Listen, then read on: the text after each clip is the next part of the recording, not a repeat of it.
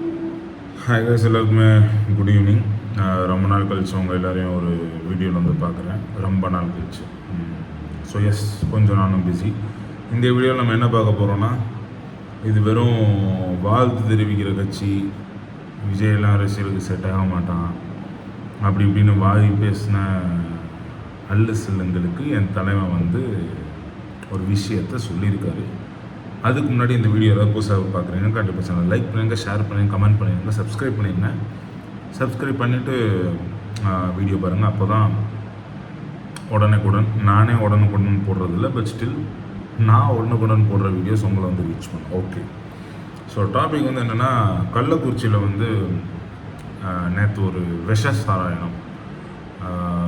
விஷச்சாராயம் கள்ளச்சாராயம் காய்ச்சி குடித்து ஒரு 25 பேர் நேற்று இறந்துருந்தாங்க. அது இன்றைக்கி காலையில் ஒரு 32 பேராக இறந்து போயிருந்தாங்க. ஸோ இதில் வந்து என்னென்னா, நிறைய நியூஸ் சேனல்கள் இதை பற்றி பேசவே இல்லை. ஏன்னா ஆளுங்கட்சியோட அழுத்தம் எப்படின்னு அவங்க எல்லாருக்குமே தெரியும். இது ஒரு மேலோட்டமாக முடிச்சிட்டாங்க.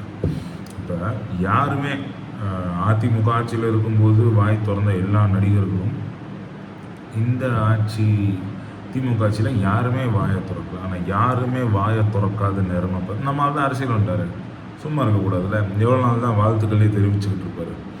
அதான் ஒரு போஸ்ட் ஒன்று போட்டிருக்காரு ட்விட்டரில், அவரோட அஃபிஷியல் பொலிட்டிக்கல் பேஜில். இந்த மாதிரி போன வருஷமே இப்படி தான் ஒன்று நடந்தது, இப்போவும் இப்படி தான் ஒன்று நடந்திருக்கு. இதுக்கு காரணமான அரசு அதிகாரிகள், அரசாங்கமும் இதை வந்து கொஞ்சம் டேக் கேர் பண்ணிக்கோங்க. ஏன்னா இது இப்படியே நடந்துக்கிட்டு இருந்தால் உங்களோட கவர்மெண்ட்டு சரியில்லைன்னு தான் அர்த்தம் அப்படின்னு போட்டிருந்துருக்காரு. ஸோ நான் ரொம்ப டீட்டெயிலாக சொல்லணும்னு இல்லை, ஏன்னா நிறைய பேர் அந்த போஸ்ட்டை பார்த்துருப்பீங்க. அதில் ஃபுல் அண்ட் ஃபுல் நான் வந்து கஷ்டப்படுறேன், வருத்தப்படுறேன். போன தடவை இறந்ததுலேருந்தே இன்னும் நிறைய பேர் மீளாத நிலைகள் மறுபடியும் மீண்டும் நேற்று இப்படி நடந்திருக்குது. அரசாங்கத்தோட அலட்சியத்தை தான் நமக்கு வந்து புரியப்படுத்துது அப்படின்னு சொல்லியிருக்காரு.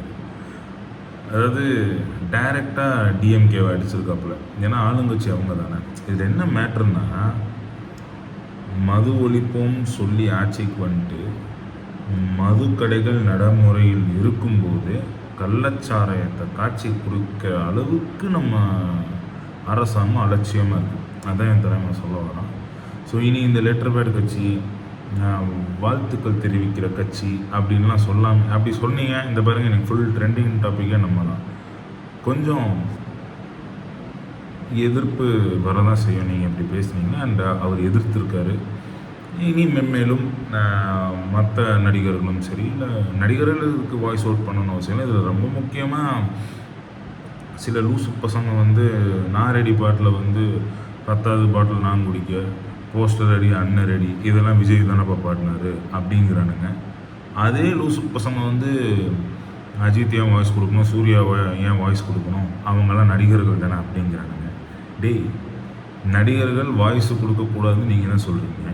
அப்புறம் ஒரு படத்தில் வர்ற பாட்டை இப்படி விஜய் தான் பாடினாருன்னா அதே நீங்கள் நடிப்பு வேறு, ரியல் லைஃப் வேறுன்னு ஒரு புரிஞ்சுக்கோங்க கூட. மற்ற சாம்பிராணிகளாக டென்ஷன் ஆகுது வாயிலிருந்து. ஏன்னா இவங்களுக்கெல்லாம் ஒரு நல்ல படிப்பறிவு வந்து என் தலைமை ஆட்சிக்கு வந்து கொடுத்தா தான் மாறும்னா, அப்போ அது வரை நம்ம வந்து பொறுமையாக தான் இருக்கணும்.